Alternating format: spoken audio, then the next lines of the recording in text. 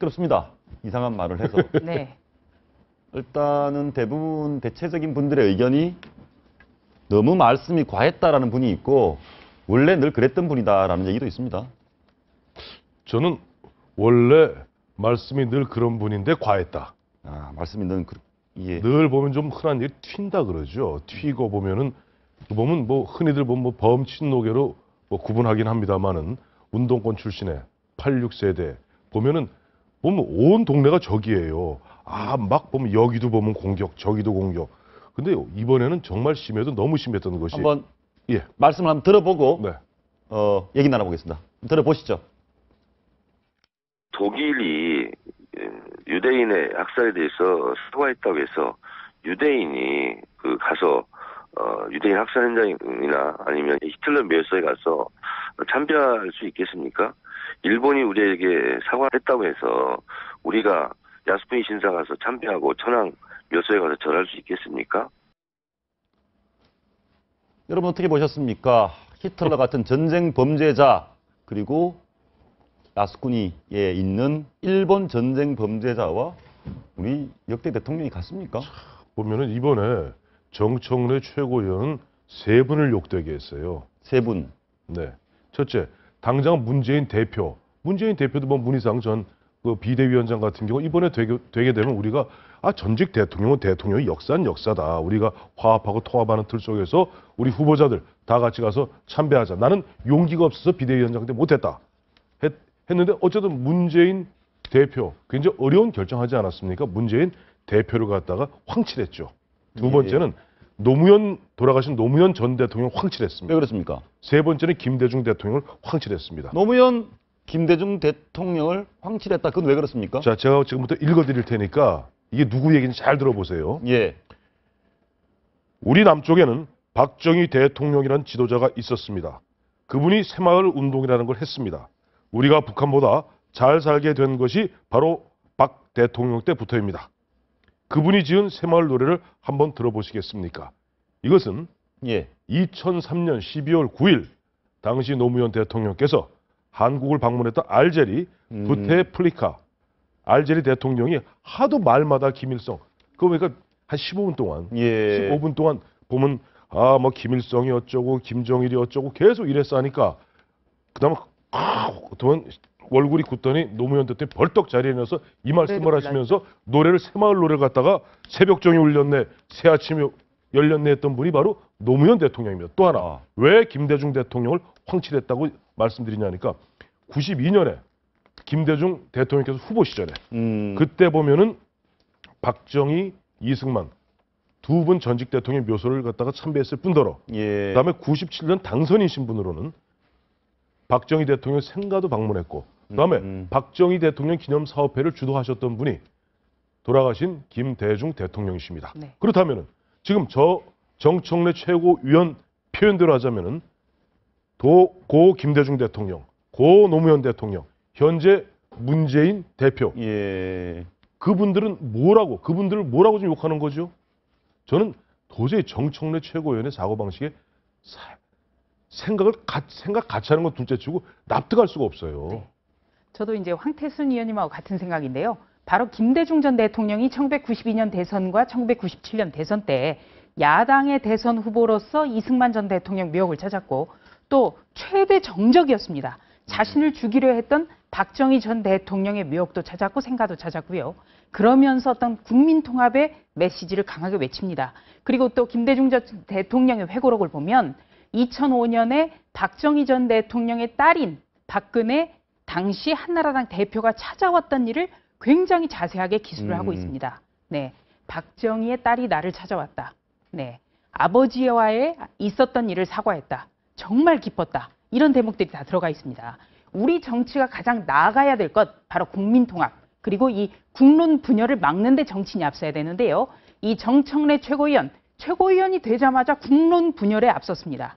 그리고 이 김대중 대통령이 했던 것 지금까지 김대중 대통령이 했던 것을 안 해서 지금 새정치민주연합이 욕을 먹었던 거거든요. 예, 오히려 국론을 분열시키고 국민을 어떤 싸움하게끔 조장을 했기 때문에 지금 야당이 굉장히 질타를 받았는데 예.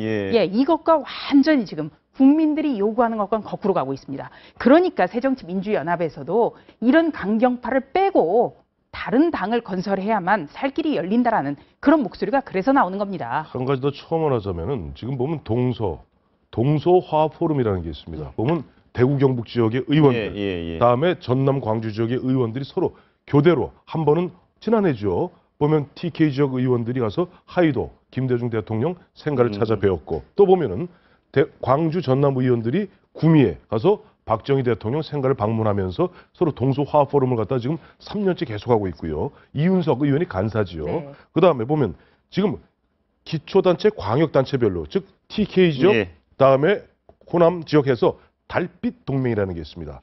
대구가 원래 달구벌이죠. 예. 광주가 빛고울 빛고울이죠. 예. 이게 달빛 동맹이라 해서 기초 단체 간에도 이미 서로 상호 교류하면서 학생들 서로 교류시키고 어떻게 하든지 동서화합하고 국민 통합을 이루려고 애쓰는데 아니 그러면 대한민국의 최소한 50% 이상이 박정희 대통령, 이승만 대통령 존경하는 사람 있지 않겠어요?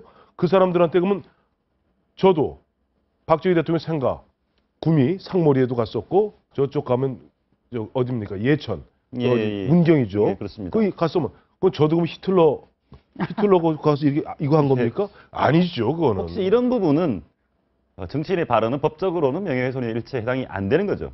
그렇습니다. 법률상 문제는 삼을 건 아닌 것 같고요. 예. 제가 정청래 의원을 위해서 약간의 변명을 좀 해드리자면 누군가는 그분을 위한 얘기가 조금 필요한 것 같으니까요. 예. 어쨌든 대체로 보면 정청래 의원의 발언이 좀 과한 건 사실이에요. 그러니까 이 히틀러라든지 또 2차 대전을 일으킨 일본 천황에 비교를 한 예. 것은 정말 과한 건데 다만 이제 그 맥락을 보면 쭉 인터뷰 전문을 봤더니 이런 내용이 있더라고요. 그 문재인 의원이 이제 이렇게 문재인 대표가 되고 나서 참배를 한다고 그러니까 대구에 있는 아마 새정치민주연합의 고문 한 분이 전화를 하셨는데 이 고문 한 분이 지금 그 인혁당 사건의 피해자분인 아마 팔순에 이게 나이 드신 어르신 90이 다 되셨어요. 90이 다신 어르신이 전화를 하셔가지고 뭐 어쨌든 이게 사람이 무고하게 이 박정희 대통령 시절에 사람들이 많이 죽어나갔고 그런 사법살인으로 죽어나갔고 그다음에 이게 대구에 있는 평화공원에 묻혀 있다면 사실은 거기 와서 먼저 참배를 하는 것이 순서가 아니겠느냐. 예. 근데 그 아픔에 대한 어떤 발언이라든지 얘기가 없이 곧바로 쑥 간 것은 본인 입장으로서는 서운함을 금할 길이 없다라는 취지의 전화를 받았다는 것 같아요. 예.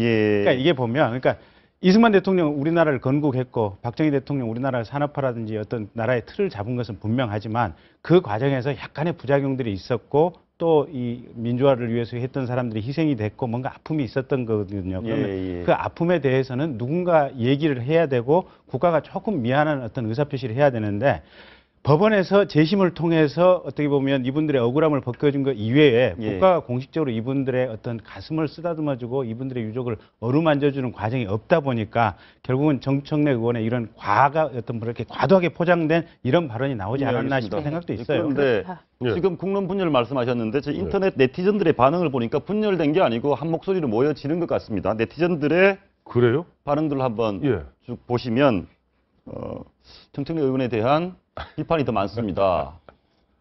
정청래가 땡땡땡. 예, 뭐 박정희 대통령이 히틀러면 김일성, 김정일은 뭐길래 꽃까지 갖다 바치고 뭐 김정일이 떠나고 박지원 아무 문제 없냐 이런 얘기가 있고요.